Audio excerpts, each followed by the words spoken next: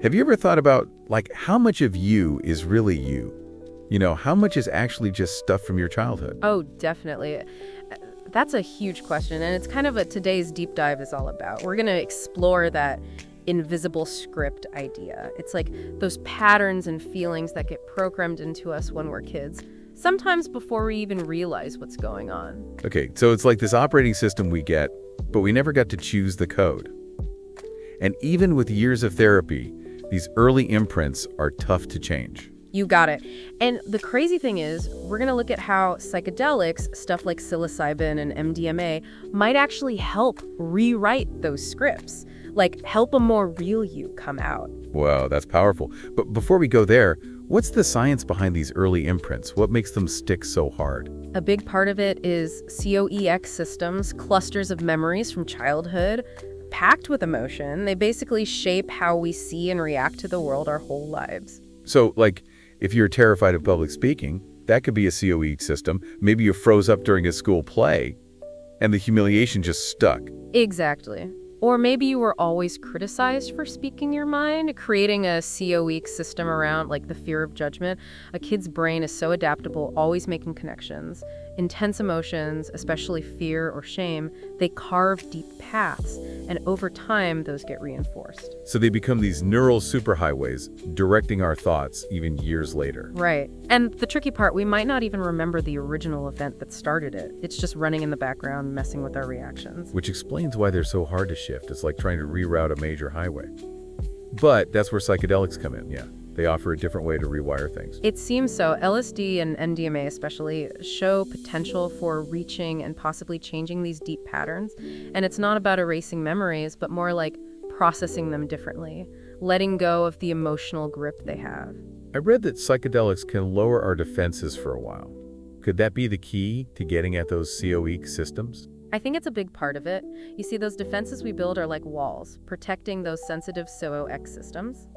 Psychedelics in a controlled therapy setting can gently lower those walls. This lets us relive the experience, reprocess it in a new way. Makes sense. It's like finally phasing that scary basement and clearing out the thunk.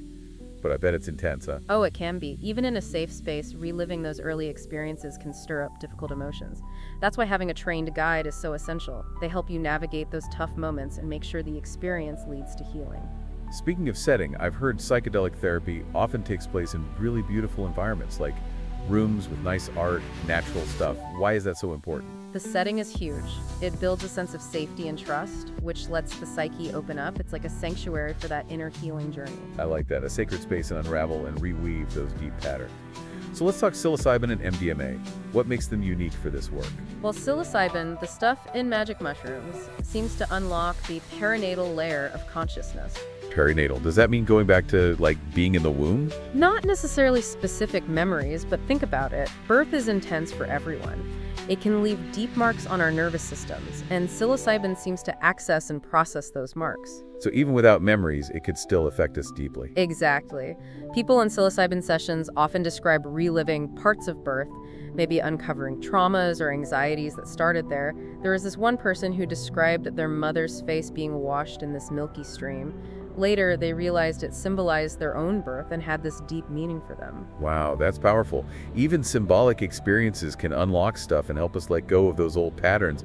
How does that rewriting actually work? What's happening in our brains during these experiences? One theory is that psychedelics mess with the default mode network. That network's active when we're not focused on a specific task. It's like the me network, the part responsible for our sense of self, ego, our inner story. So they're quieting that inner critic, the voice that's always judging. Exactly. And by quieting that voice, we can reach a deeper awareness, one that's not so filtered by our preconceived notions and those limiting beliefs. Like seeing the world with fresh eyes, without all the baggage. Right. In that openness, we can start to rewire those old patterns and build new, more positive stories. But it's not always easy or comfortable. Sometimes it means facing tough emotions, shadows we've been avoiding. Of course. Like any deep healing, it takes courage to face the darkness before we can see the light. But with support, it seems like psychedelics can offer a truly transformative experience, letting us rewrite those scripts and be our true selves. Now, I'm curious about MDMA, how it compares to psilocybin in this rewiring process. Well, psilocybin is more about looking inward, explore our inner world. MDMA, it fosters love, empathy, connection. It's incredibly valuable for healing wounds in our relationships. So psilocybin is like going inward to recode, and MDMA is like building bridges to connect and heal with others. That's a great way to put it. MDMA helps people access and process trauma, but with compassion, not fear or shame. So you're not reliving trauma with all that raw pain, but revisiting it with love and forgiveness, allowing for a more compassionate reframing of the past. Exactly. MDMA makes that kind of reframing possible, maybe leading to self-acceptance, forgiveness, and a shift in those beliefs that hold us back.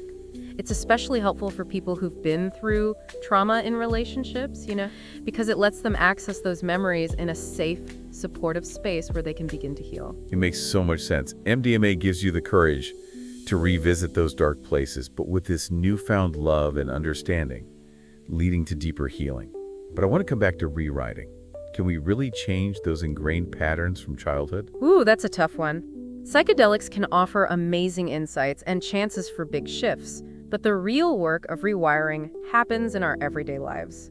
Those psychedelic experiences give us a map, but it's up to us to use it, make choices that match our new awareness. So it's not like a magic cure, but a catalyst for deeper self-discovery and growth. Yeah, it's like that. It really is. But it's not a cure. It's more like a journey. Oh yeah, a journey, but one with potential, right?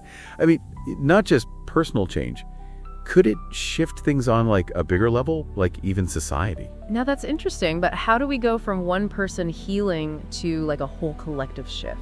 Yeah, that's a big jump. Well, think about the things people say they experience, like that sense of connection, feeling one with everything. It can be really humbling, right? You lose the ego, that feeling of separateness. So all those boundaries we normally see between us and the world, they kind of disappear. That's it. And it can be powerful because you start to see beyond just your own little world, You recognize that we're all connected. I could see how that would ripple outward.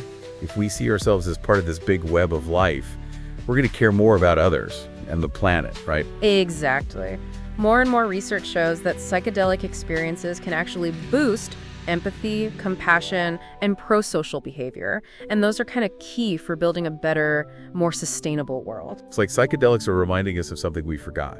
That we're not just individuals off on our own, but part of this huge tapestry of life. That's a great way to put it. And remembering that can be powerful, especially when you think about how individualistic and consumer-driven our society is. So if psychedelics can help us rewrite those internal scripts, maybe they can help rewrite the cultural narratives that shape our world too. Now that's a thought-provoking idea. It's something a lot of thinkers and artists have explored. Think about how much the psychedelic movement of the 60s impacted art, music, culture in general. It shook things up, sparked a wave of creativity and social change. Totally. Psychedelics opened up these new ways of seeing and being, and that poured into creative stuff, inspired new ways to express things. And it wasn't just art. The movement played a part in the civil rights movement, the environmental movement, even the anti-war movement. It helped raise awareness of social injustice and got people fired up to work for a more peaceful world. Wow. It's wild to think these substances, which are often demonized, could have shaped culture that much, but there must be challenges and risks, right, to this whole idea of them influencing society. Of course. We got to be careful and nuanced here. One worry is misuse.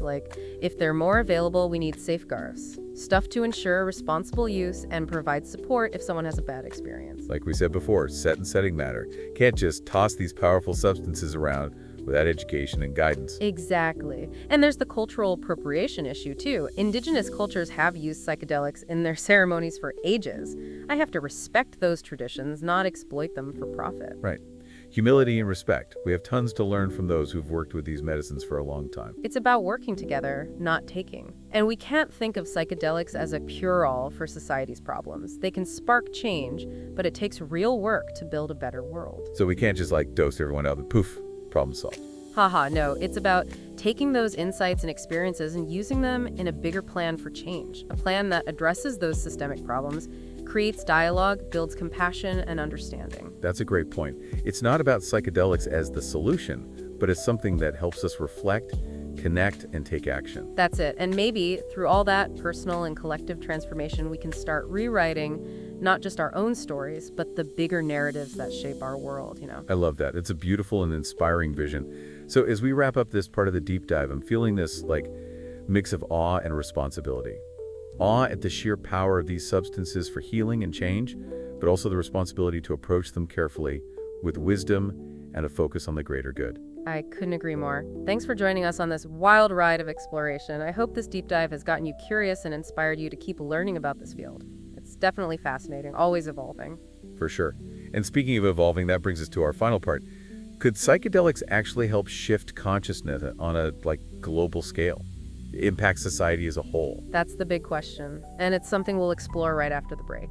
So can psychedelics really shift consciousness globally, impact all of society? That's the million-dollar question, and one we've been dancing around all deep dive. Yeah, it's a big one. It is. Well, remember those core insights we talked about? People on psychedelics often feel super connected, like one with everything. It's humbling, right? That ego dissolves, that feeling of being separate. Yeah, like those walls we put up between us and the world just melt away. Exactly. And that shift is powerful. You start seeing past your own little bubble and realize how connected we all are. I can see that having a ripple effect. We start seeing ourselves as part of this giant web of life. We'd care more for each other, for the planet. You got it. And research is backing this up. More and more studies show psychedelics can increase empathy, compassion, and pro-social behavior. All those things we need for a just and sustainable world. It's like they're reminding us of something we forgot, that we're not just individuals, but threads in this huge tapestry. Love that. And that reminder is powerful, especially when you think about how individualistic and consumer-driven our world is. Right. So if psychedelics can rewrite our internal scripts, maybe they can rewrite the cultural ones too, the stories that shape society. Fascinating, isn't it? It's a question that's been around for a while. Thinkers, artists, they've all explored it. Remember the 60s psychedelic movement, the impact it had on art, music, the whole culture? It challenged everything, led to this burst of creativity and change. Yeah, it opened up all these new ways of being in the world. And those ideas, they flowed into art, inspired totally new ways of expressing things. And it wasn't just art. That movement influenced civil rights, environmentalism, the anti-war movement. It raised awareness of injustice, inspired people to work for a better world. It's wild to think about. These substances that are often demonized had such a huge impact. But there must be some downsides, right, to psychedelics having this kind of influence on society? Of course. We got to be cautious and thoughtful here. One concern is misuse. If they're easier to get, we need ways to ensure people use them responsibly, and support for those who have a tough experience. Right, like we talked about, set and setting are so important. We can't just let these powerful substances loose without education and guidance. Exactly, and there's the issue of cultural appropriation, too. Lots of indigenous cultures have used psychedelics in ceremonies for centuries. We have to respect those traditions, not exploit them for profit. Right, we need humility. Recognize we have so much to learn from those who've been working with these medicines for generations. It's about collaboration, not taking advantage. And it's important to remember, psychedelics aren't a magic fix for society's problems. They can spark change, but we still have to do the work of building a better world. So it's not like we dose everyone up and all of a sudden everything's perfect. I wish. No, it's about taking those insights, those experiences, and integrating them into a bigger plan for change. A plan that tackles those big systemic issues, encourages dialogue, builds compassion and understanding. That's a good point. It's not about psychedelics being the solution, but a tool for deeper reflection, connection, and then action. That's it. And maybe through that whole process of personal and collective change, we can start to rewrite not just our own stories, but the bigger stories that shape our world. It's a beautiful vision. I gotta say, at the end of this deep dive, I'm feeling a mix of awe and responsibility. Awe at the potential for healing and transformation, and the responsibility to approach these substances with respect, wisdom, and a focus on the good of everyone. I couldn't have put it better myself. Thanks for joining us on that exploration. I hope it sparked some curiosity, inspired you to keep learning about this amazing, always evolving field. Me too. Thanks for listening, everyone.